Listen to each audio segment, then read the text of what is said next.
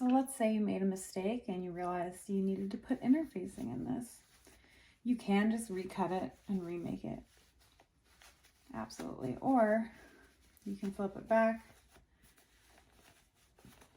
and pick it apart and remake it, or parts of it. So in this case, I recut my purple fabric. I applied fusible interfacing, which I'll cover at a later time of how to do this.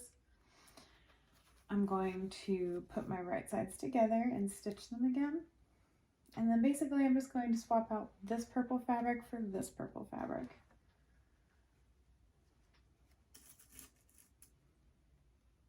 It's kind of a pain and probably a little boring to watch, but I think it's an important lesson in how to troubleshoot if you run into problems. So I'm kind of glad it happened. It's a blessing in disguise. So again, we're going to stitch, back tack, stitch. Same process as before on the 3/8 seam allowance.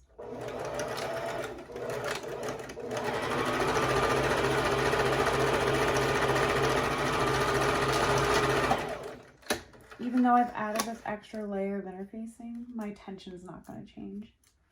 You would only change your tension if you were going from one extreme weight change to another, typically speaking, at least on my machine, that's how that works. So if I went to leather to silk, went from leather to silk, or vice versa, certainly, but this is not necessary in this case. But if you feel your tension's off, definitely use a test piece of fabric, find out, play with it, refer to your sewing machine user manual, make sure that you are working with some stitches that seem correct. You don't want them to be too loose or too tight. That can cause issues and compromise the quality of the piece that you're making. It won't last as long and it won't hold up in a wash, etc. So.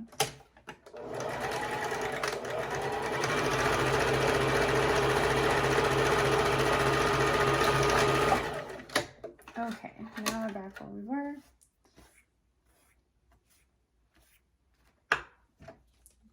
Same thing as before, just with the extra layer of interfacing this time. Clip the curve. Don't cut through the seam you just stitched.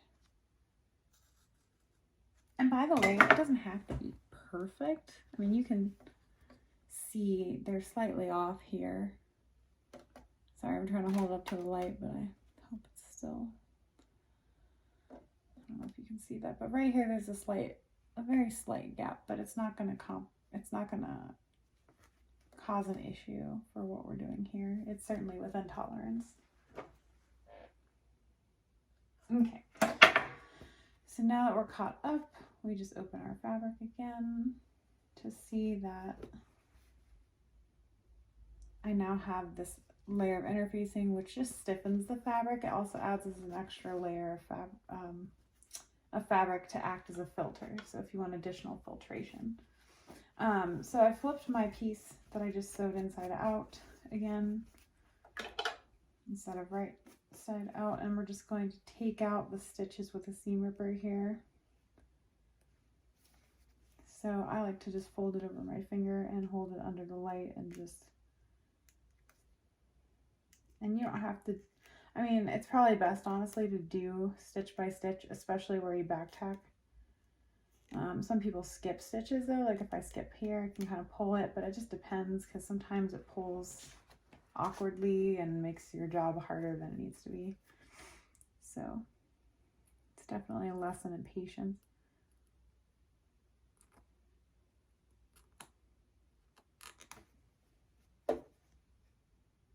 And just hold it however you feel comfortable. And so you can see that a lot of people use like the floor standing magnifying glasses and things as their eyesight gets worse with age, or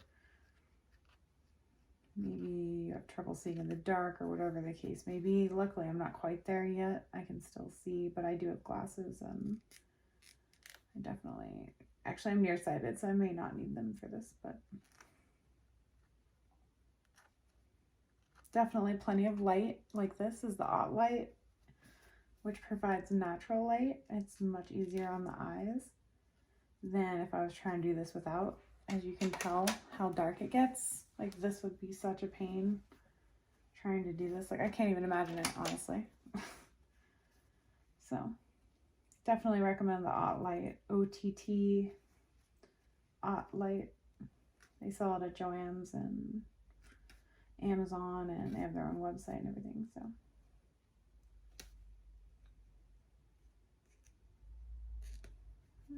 okay, so once you get a little bit out, you can pull, you'll see like a string poke out. You can just pull it and you flip it over. You're going to see a longer string, and it makes it easier to just rip it. Although you may not trust yourself. If you're working with a delicate fabric, you may not want to rip it like that. But you can kind of pull longer channels of thread through at this point by skipping every 2 to 3 stitches or so, just to expedite this process a little. But again, you got to feel it out because not every fabric is forgiving. This is cotton, so this is easy, but you know, there's definitely, like silk can be a pain. If you aren't careful, it will pull the threads and it will cause a run in your fabric, and then you have worse problems than when you started with. So you definitely want to be careful, especially when you're working with delicate fabrics. Okay, so now we're at the end of this one. We're just gonna, now again, the back tacking causes it to be a little more challenging. This also is a lesson in don't overly back tack. Like don't feel like you need to back tack and back tack and back tack again, because if you ever have to take it out, it's gonna be a huge pain. One back tack is plenty, trust me. I've been sewing for over 30 years and I've only had to do one back tack, and I've been fine this whole time, and I've never had a garment fall apart on me yet. So now you can just pull that apart like magic. Ta-da! Okay, so now we're gonna do the other side. Again, I know this is kind of boring, I'm sorry, but it is an important lesson. I like these little mini seam rippers, by the way, because the point on it is very small. There are seam rippers that you get really thick. Here, I'll hold it up. It's really small. But there are ones where it gets quite a bit larger and can be hard to get through stitches, especially if the tension's tighter and they're smaller, more stitches per inch kind of thing. But for your standard type of stitch work, this definitely makes it easier. I could use the other one, I just definitely prefer this. And I also work with a lot of delicate fabrics, and I like this kind of seam ripper because it doesn't seem to cause the run in my more delicate fabrics as easily as the other one does. But that's just personal preference.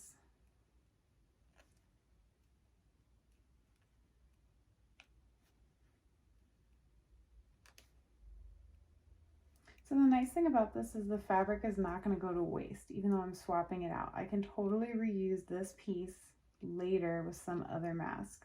So I'm just going to hold on to it.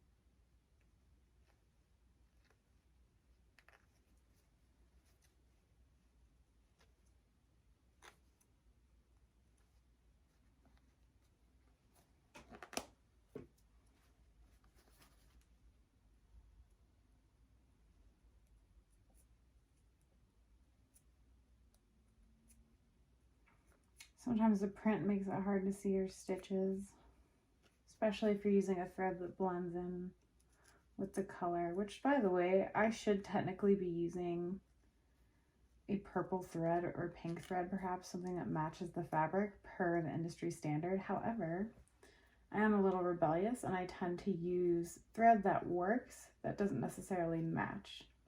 And that's just a design choice. You can do what you want as far as I'm concerned. It's a freedom of expression, and this is how I choose to express that in my design. So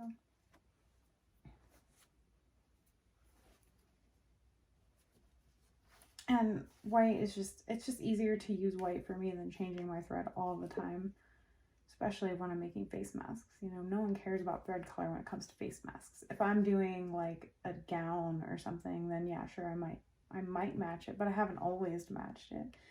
And even my thread selection, my thread color selections in the past have been questioned by people in the industry, and I just justify it as this was my design choice. You know, this is not something I feel is necessary to adhere to certain colors just because of someone's expectations or whatever. It's just something I thought looked better.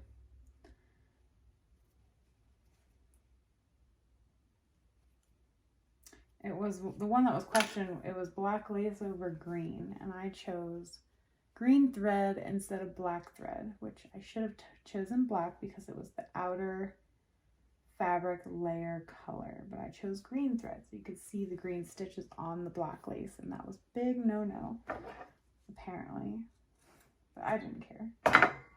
I would still do things like that today. It doesn't matter to me as long as you're happy with it. That's what matters. Stick to your gut and do what you think is best. However, just know if you apply for art school, for a fashion program, you might want to match your colors just to pass your interview, because that was where it was criticized, was during a college interview for a design program. Well, what are you gonna do? Anyway, okay, so now I would recommend pressing this with your iron, and just because it's been manipulated quite a bit, I'm going to save this for later. I'm going to install this one instead, which is already pressed. And we're going to go through the same process that we did before, where we pin the 4 corners and we sew here and here, the seams that we just ripped out. So give me a moment and I'll be back to show you how to install the elastic.